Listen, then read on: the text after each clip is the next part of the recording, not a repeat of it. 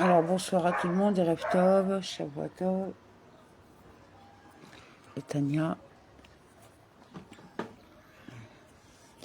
Étude du jour.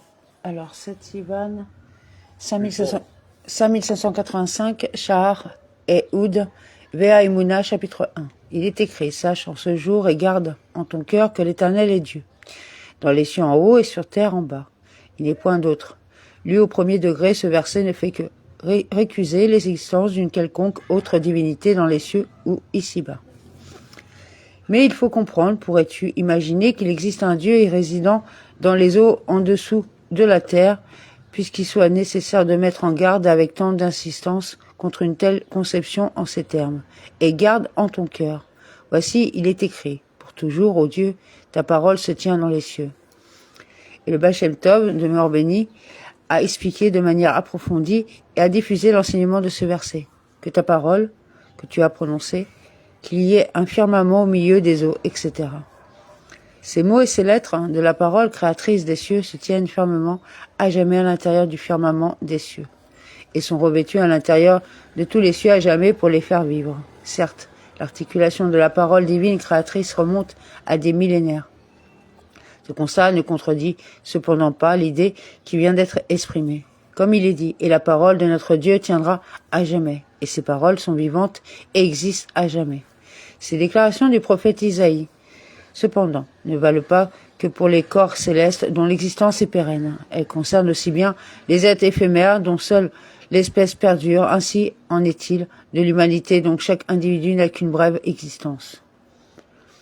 Car si les lettres de la parole divine à l'origine des cieux se retiraient un seul instant à Dieu ne plaise et retournaient à leur source, le degré du divin dont elles procèdent, tous les cieux deviendraient rien et néant absolu et seraient comme s'ils n'avaient jamais existé, exactement comme avant la parole, qu'il y ait un firmament.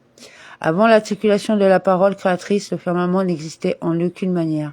Si les lettres desquelles est formée cette parole le quittaient, il deviendrait ipso facto néant. Rabbi Gino Zalman demeure béni étend maintenant ce principe à l'ensemble de la création.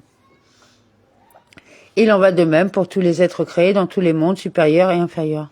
Et même cette terre matérielle est la division de la matière inerte vraiment, telle l'eau ou les minéraux qui ne montrent aucun signe de vie et de spiritualité, pas même le phénomène de croissance observé au sein du règne végétal.